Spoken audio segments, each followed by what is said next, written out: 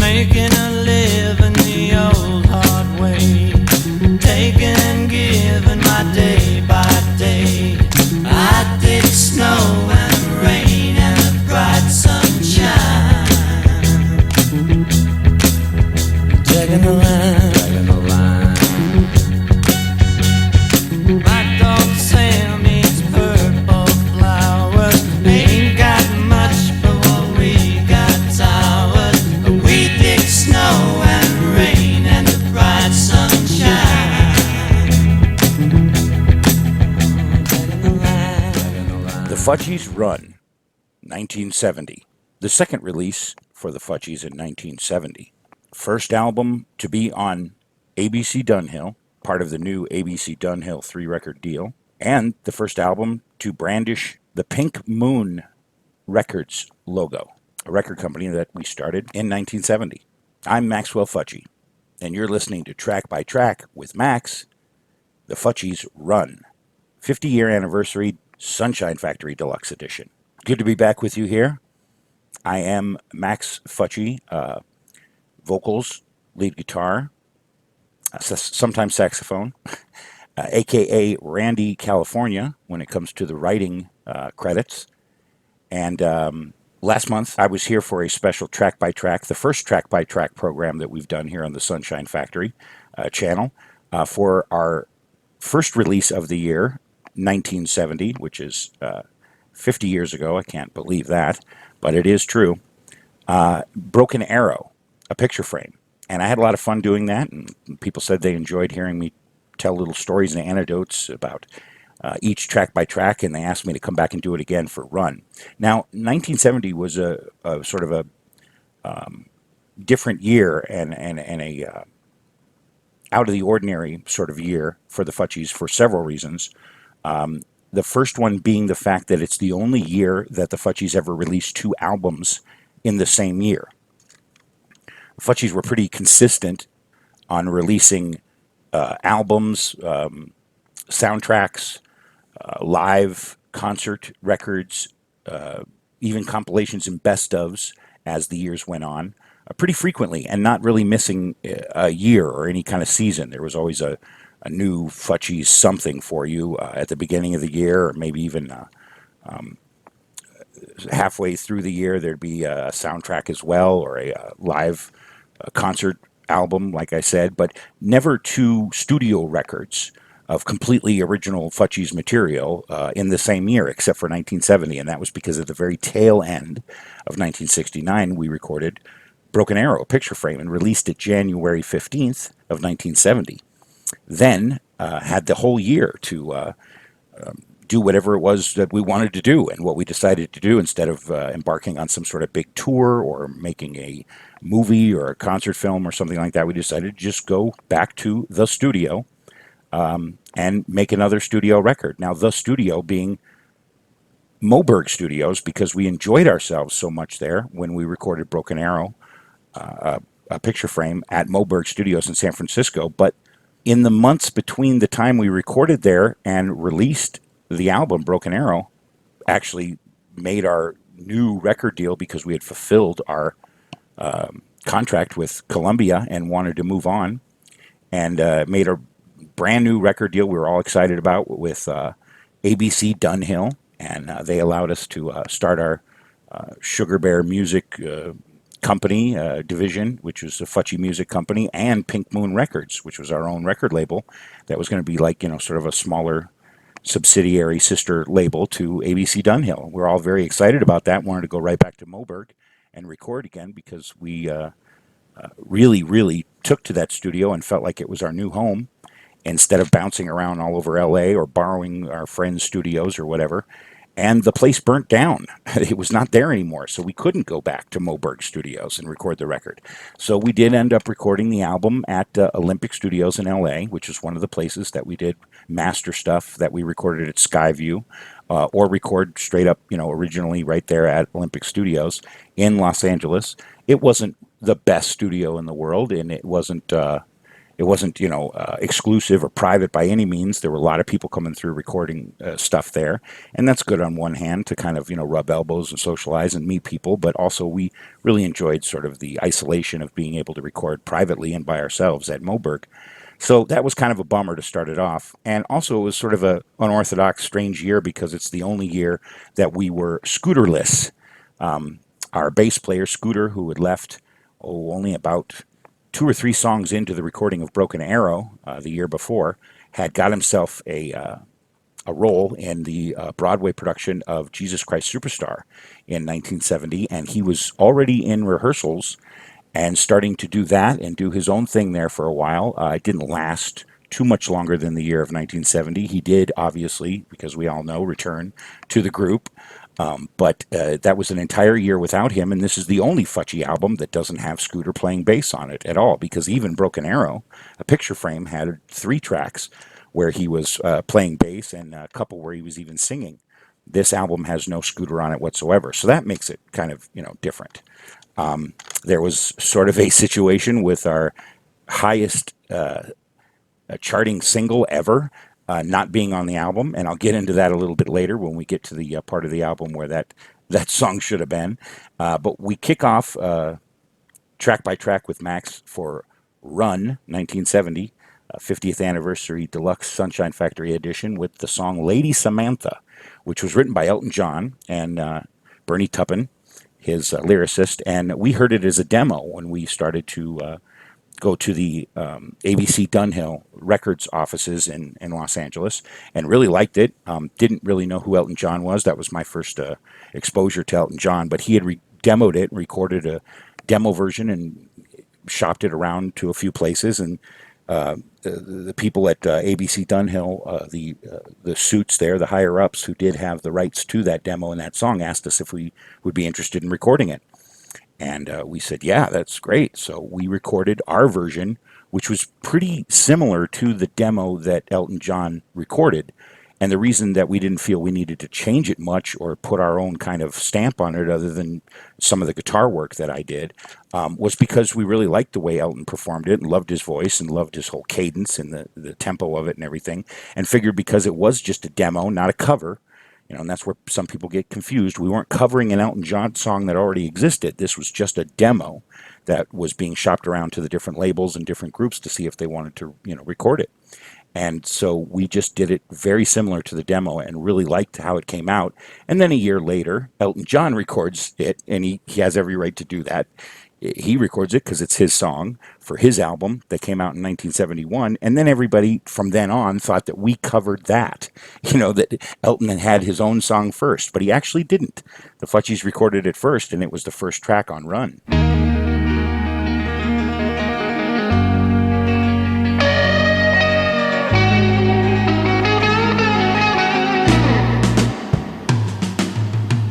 When the cold wind is screaming and the evening is still, Lady Samantha glides over the hill in a long satin dress that she wears every day. Her home is the hillside, her bed is the grave. Lady Samantha glides like a tiger over the hill with no one beside her. No one comes near, they all live in fear. Lady Samantha, she sheds all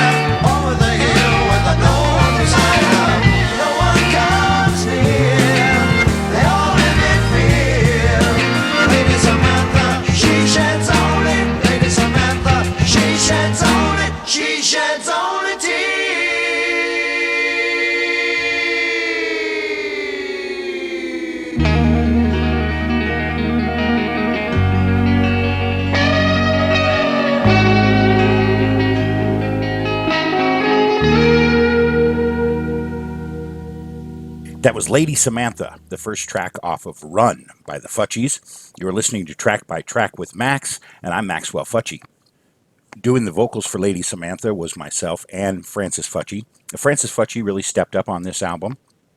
And then, of course, every album he was involved with the Futchies from here until 1978, because after this record, which is produced by Ray Davies, the lead singer and leader of the Kinks, one of our heroes, we thought it was really a fantastic coup to get him to produce the record for us. But again, he was, even though he's a great guy and a great producer, he was another in a long string of celebrity or rock star producers that we had been using since we had parted ways with Brian Ross over at OSR, Original Sound Recordings, way back in 1967. And having a bunch of rock star or high profile celebrity style producers didn't really work all the time for each member of the group, especially Scooter. It's the reason that he was not on this record and absent from the group for a little over a year, is because of our involvement with celebrity rock star producers. But Ray Davies producing this album, Run, is the last one that we use for a long time. To my recollection, I have to make sure I think forward here into the 80s to make sure I don't say something wrong. But as far as I can think of right now, it's the last time we ever used a rock star celebrity producer, except for the fact that our producer from then on out, up until 1978 when he left the group, was Francis Futchie himself. Turned out to be a fantastic producer. The guy could write music, he could sing, he could play the bass, he could play leads. Just really invaluable member of the group, and couldn't think of a better person to come in at that time when we were handicapped by not having Scooter in the group at that time. He really started to shine on Broken Arrow, a picture frame, the first record that he ever worked on with us. But this album, he did a lot more writing and a lot more vocal duties. And speaking of more writing, he wrote the next tune with Zach. On every Futchie album, we always have a couple songs, or at least one, with Zach's vocals on it, because Zach's vocals are always so interesting. And Zach had sort of a rougher edge to him. The entire time he was in the group, he was always a little bit more loud, a little bit more brash, a little bit more punk, if you will allow us to use the term before it was even really coined. His music was always a little more raw, had more feedback, and had some crazy kind of screaming or something in the middle of it. And this, the title track for the album, Run, Run, Run, Run, which is the name of the song, and the album is called Run, named after the song, is no exception. It's definitely a Zach Futchie vocal track, and like I said, he co-wrote it with Francis Futchie. And at the very beginning of this song, Run, Run, Run, the title track on the album, you will hear a little piece of gibberish that we keep playing every once in a while at the beginning of a song here. Throughout the album is kind of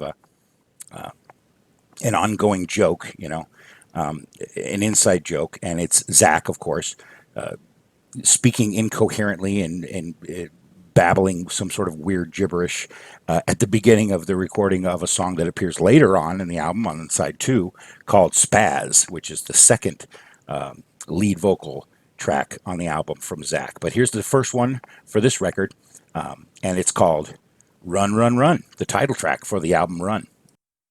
You're walking down the street and keep letting me.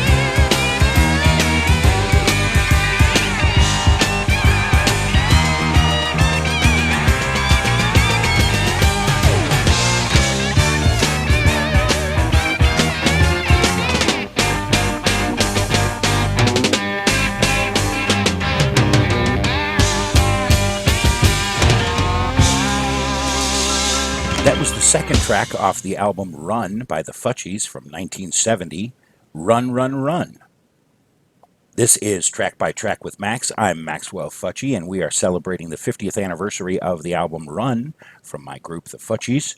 This is the 50th anniversary Sunshine Factory Deluxe Edition, remastered, brand new cover, and they do such great artwork and covers here at the Sunshine Factory. We were just really excited to see what they were going to do with this one, and this one is great, just like all the other alternate covers that I've seen them do.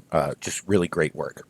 Now that song, "Run, Run, Run," was of course the title track for the album, and there was some discussion amongst the group whether or not the song should just be called "Run" once, one run, or if we should change the title of the album to "Run, Run, Run," so the song and the album title would match. And I think it was Penny that said, "Well, what is the difference? I mean, it would be a lot easier to know what people were talking about, especially in print, if the album was just called Run once, because it's unnecessary to call it Run three times, and leave the title of the song Run, Run, Run, the word Run three times." So that's exactly what we did. Whoa, I guess I just received a "You've got mail." I don't know if you heard that noise at home or not, so I'll leave this in. If you don't hear the update chime that I just heard that came on so loud in my ear, then I probably sound crazy right now. But and I'll edit all this out. But if it's there and you can hear it at home, I just got something in my Dropbox, and it's from Zach. How cool! So Zach, drummer and the guy who sang that song you just heard, just hit me up in my email.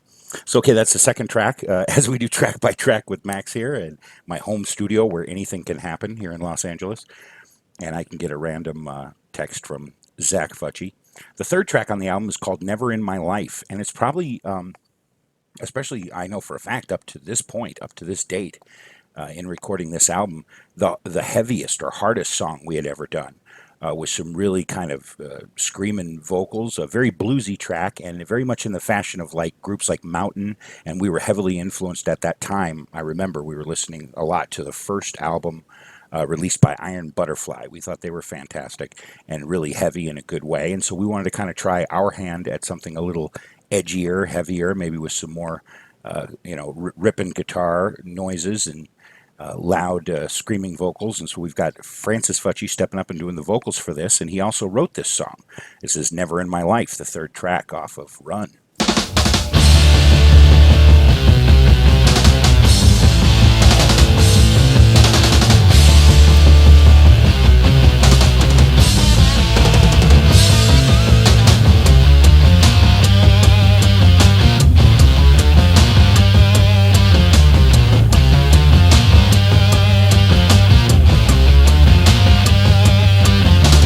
Never in my life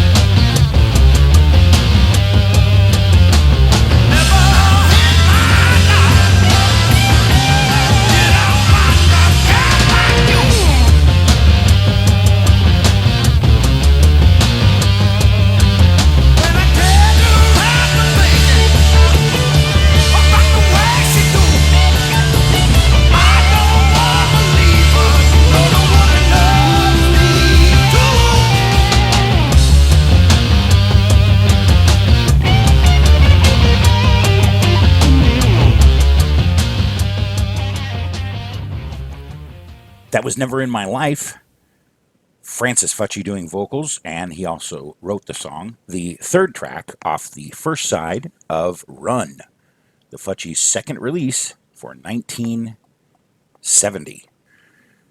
Recording a Futchies album completely void of Scooter's involvement or his musicianship or his vocals was very strange, because even though he left early in the recording process of Broken Arrow, a picture frame, he was still there because of the fact that he did vocals on 2 tracks and played bass on 3 of them, and so he was still represented, even though he decided to take a break from the group for what turned out to be a little over a year, and went and did some great stuff. Like I said earlier in the program, while we were recording this album, he was rehearsing for his debut on Broadway as Judas in the first original Broadway cast of Jesus Christ Superstar, Andrew Lloyd Webber's new Broadway play. And so he was doing what he wanted to do. We were doing what we wanted to do, obviously, continue to be in this group and make music and do the shows that we were doing. We had some shows on the air, a Saturday morning cartoon show type thing and a Sunday night variety type show. And recording with Francis was really a joy, and it was nice to have someone like him with as many talents as he had to step in, so we didn't really have to miss a beat and continue to record and perform at a caliber, at a quality or a level that we were used to. And he, after getting used to his sort of place in the group and his sound and his position, he started to open up a lot more and do a lot more lead vocals and write his own songs, like that one, Never in My Life. The next tune is Liar, which was our first single off Run, and it starts a very long relationship. Well, it's not. It starts a long relationship with these guys as far as using music that they write, hearing songs that they aren't necessarily using at the time, and they were so generous to let us record a lot of their music.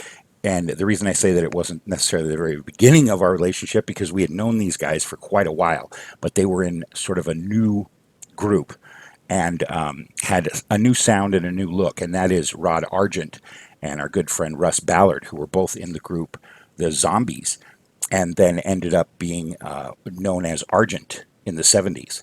And they had a really great style of writing music and lyrics. And we heard a demo that they had done of a song called Liar, and we asked if we could record it because they hadn't recorded yet. They hadn't recorded it yet, and we had heard that demo kicking around for almost a year. And so, much like the first track on the album, Lady Samantha, and the story there with Elton John demoing and writing that song, we recorded it, and then a year later he recorded his own song and probably had more success with it on his album. The same thing happened with us and Liar, except for the fact that our version of Liar was a lot more popular. There's a lot of people that don't even know that Argent, the group Argent with Rod and Russ in it, recorded Liar. It was their song. So again, they had every right to record it. But the people that do know that think, again, like I said, for the first track, that we, in turn, covered their song, Liar. But when we recorded it, it was just a demo, and it was up for grabs. And we were pretty glad about that, too, because it turned out to be a great hit for us. And we played it pretty much every time we played live from 1970 on, even throughout the 80s. It was one of our most popular 70s songs. And so we have Rod Argent and Russ Ballard from Argent and the Zombies fame to thank for that. This is track 4 on the album. This is Liar.